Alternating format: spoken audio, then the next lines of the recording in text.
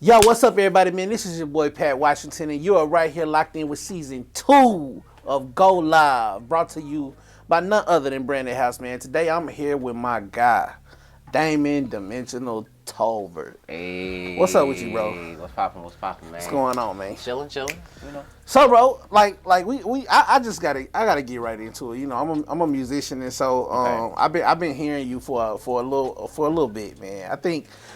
I think the first time we were with, I think another one of our guests with Fendi Bedlam, and you were jumping on the track with him playing sax. Mm-hmm. So tell me a little bit about your beginnings. Like, how did you get started? Well, I always say that I actually was a writer before I was a musician. Okay. You know, that's a big deal for me because I started writing when I was about 14. I started playing when I was 15. Okay. So I started in beginning band in high school and just really loved it. I can say my real start when it comes to music was just growing up under my dad. Okay. He's a singer and a DJ. So Dope. that's the introduction of me doing music and production because Yeah. it was always a part of my life, so to speak, you know, growing up in the church and stuff like that, going to choir rehearsals. Okay. But as far as me, I wasn't interested in no singing. I wasn't interested in doing all of that, you know. I wasn't even interested in performing. But it's just that music, it stimulated my mind. It stimulated, you know, a lot of, it stimulated my mind and stuff like that. So it actually replaced video games for me. Okay, so you wasn't a big gamer. Oh, that's what I'm saying. It replaced video games. Okay, cool. So you were a big gamer. Yeah. And then the music got a hold of you. Okay, so what was it about the saxophone though? Like, I mean, man, you know. I was 10 years old, and I was at a barbershop, and I remember hearing on the radio just some sound. I was like, "What is that?" And now I look back, it's either two songs. It's either not Giant Steps. It's either my favorite thing. It's either my favorite things or Take Five. Okay. But this one of those off-time joints, and it was a saxophone. And I want to say it was my favorite things because I remember it was going on for quite a while, and he went crazy on it. And I was like, "Dad, what is that?" He goes, "That's a saxophone." And I'm like, "Dad, I want to play a saxophone." Yeah. He goes, "Okay, son." And I was 10. I told you I started playing at what? 15. 15. Yeah. So that just didn't happen. Cool. So the 5 years. So did you just have like a saxophone just sitting at the house for 5 years, or no? As in, I had to wait to get into beginning band class. I got to you. Get my hands on I got saxophone. you. I got and you. then my teacher, Michael Frazier, rest in peace. Okay. He was a trumpet player. Yeah. And me and him connected through general music class. And when he saw me in band, he was like, "Bet, hey, don't you want to buzz on this mouthpiece?" And I said, "Can I get a saxophone mouthpiece, please?" Yeah. Yeah, but you can buzz on this. Not everybody can buzz on that. Oh, that's what's up. Yeah, but you straight on that. You need to give me that saxophone. Yeah. You need the saxophone. But you need the saxophone. Long story short, I've always, since I heard the saxophone, that is the only musical instrument I was like initially interested in playing. Okay. So I know we know that you play sax. Now I heard you got some bars too. Like how did that influence come in?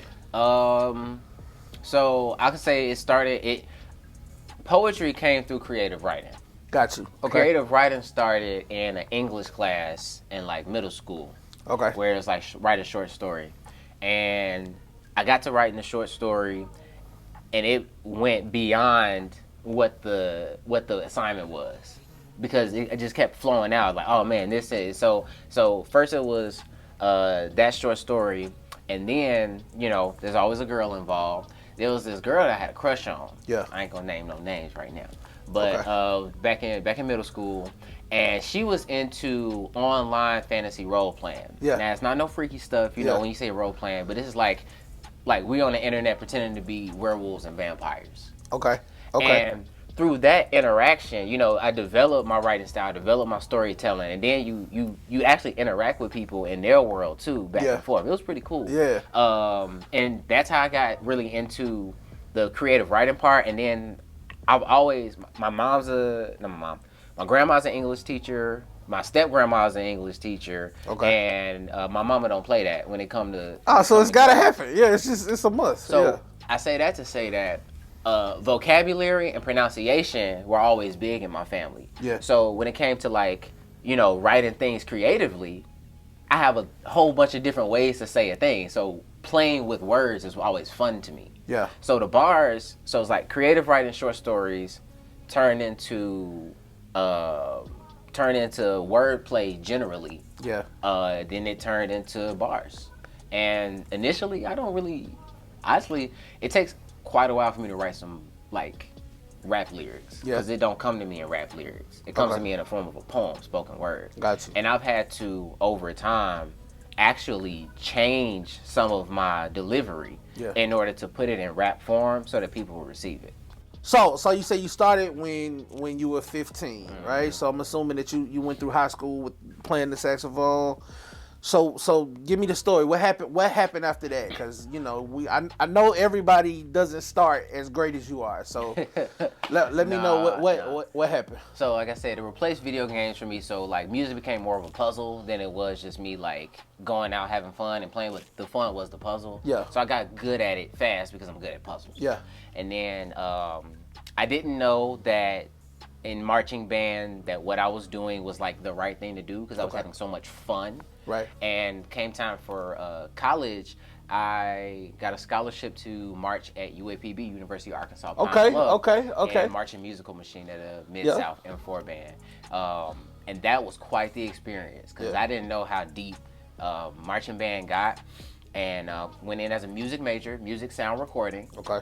So, and the dope part about that is that it is a music degree first. Yeah.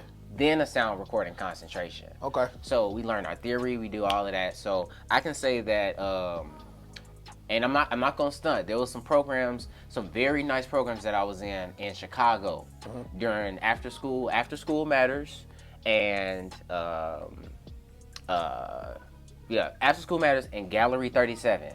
Those two programs are golden from the city of Chicago. Is where I found a lot of my music friends, and where we were sharpening each other's skills and essentially growing up together through music. And so it was always a social thing. And then, like I said, college, UAPB, I marched 3 years, section leader for 2 years, played Barry sax for a jazz band. Okay. Then my senior year, for a few different reasons, I went to choir. So I sang baritone in the Vesper Choir, UAPB Vesper Choir, for 1 year. Okay. And I wasn't the best singer, but so let me I want to stop you there just for a second, because in our community now there's like a divide, because YouTube is a huge thing now at this point. And so there are a lot of young and upcoming musicians who I don't want to do college. I don't want to learn music to do college. What were some of the benefits that you could say that making that transition to UAPB and actually studying the theory, like in a classroom setting, do you feel like that enhanced your musicianship? I'll say, so I'm going to preface the answer that I was in college, I got my master's, and I taught college. So I'm going to tell you this from 3 different perspectives. Okay. Information is free. Yeah. Knowledge is free. The internet is free. Yeah. It come on everybody's phone, and if not, you can walk into somebody's library and get free access to all of the information that humankind has put together so far. Yeah. So the short answer to the underlying question is, do you need college to learn music? No, that's not true. Okay. However, a college environment gives you the unique opportunity to not have to worry about your life expenses, while also having a complete support system around you dedicated to your knowledge and you gaining knowledge. Gotcha. Now, a teacher may get lazy, but his job is to teach you. Yeah. So you get in that classroom, you have the opportunity to go to their office during their office hours. Yeah. A lot of people don't take advantage of that. If you're in a major, you're in a classroom with people all over the country. Yeah. That's your peers. They have the same interests as you. And even if they go in different directions, that's the benefit of it. Because right now, I have friends in Memphis. I have friends in Chicago, California, and they one phone call away. I'm one phone call away from all of their connections. Yeah, I got you. And that came through being in class in college. So, and if you notice, I haven't talked about the actual information that I've gotten in college, because the information has always been free. the student's job is to learn as much as the teacher's job is to teach. So if you in college and you're not learning, that's your fault. Yeah, I got you. Go get the information. It's free. It's at the library. Yeah. The same time that you at the party, you really could be at the library, but you don't think about it like that. And a lot of young folk, you know, you got the energy and you don't know what you're really interested in. So yeah, go kick it. And I tell all my students, freshman year, first day of class, I say, kick it hard. Yeah. Please. Yeah. For me. Yeah. For every party I didn't go to, go kick it. Go do that. Yeah. Then go to class. Yeah. Yeah. Because the kicking it part, I've had some wonderful social experiences from UAPB, and I've grown a lot. I say it this way.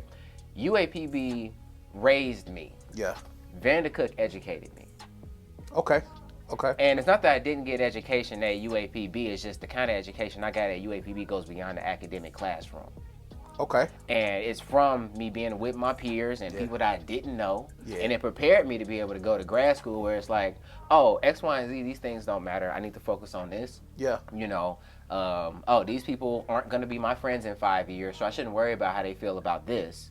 These people I actually like, so it doesn't matter what their grades are. Oh, dope, man. Interesting perspective, man. So you're through. You get done with UAPB.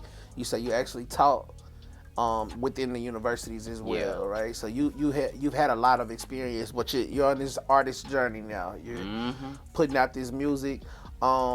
Man, what's the plan? What's the plan for the future, man? Let the people know what they can expect from you. Well, I'll say this. I used to want to be the Chris Brown of saxophone. Okay. Everything included, the backflips included. All right. Okay. Yeah, backup dances, fireworks, all of that good stuff. Yeah. But as I've grown and my personal mission has grown to be more serving the people rather than serving myself. Yeah. I'm less interested in impressing people. So this body of work that I've just put out is not about impressing people. It's about making people feel good. Okay. And if I'm going to impress people, it'll be through my work. You know what I'm saying? Like, Gotcha.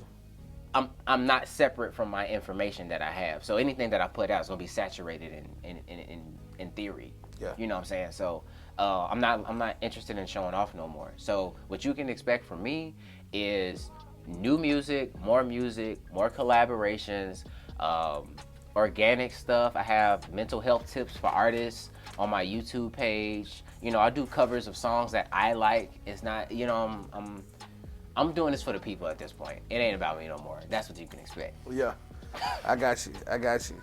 Well, bet, man. So I know that the people, they're gonna be able to hear your music next week on the next episode. But tell them a little bit about what they'll hear. All right. So first and foremost, like I said, you gotta do it for the people. So first, I'm gonna do a cover song by Group 112 called "Cupid." Love the lyrics, love the melodies. You'll hear it. Next, I'll do "Keep Moving," which is off of Groove Absolute, but this time I have the poem attached to it that you probably didn't know about. And then, last but not least, is "Than Yesterday." Just a real good, feel-good song. You know, like I said, it's not too complicated. Yeah, it's about making the people feel good, man.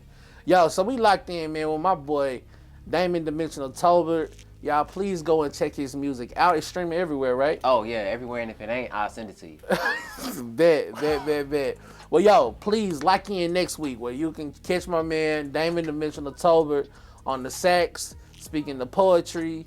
And, you know, we're just going to do what we got to do. You know what I'm saying? Yes, and we're just going to make it happen, man. So, y'all, tune in, man. Thank y'all for tuning in to Go Live.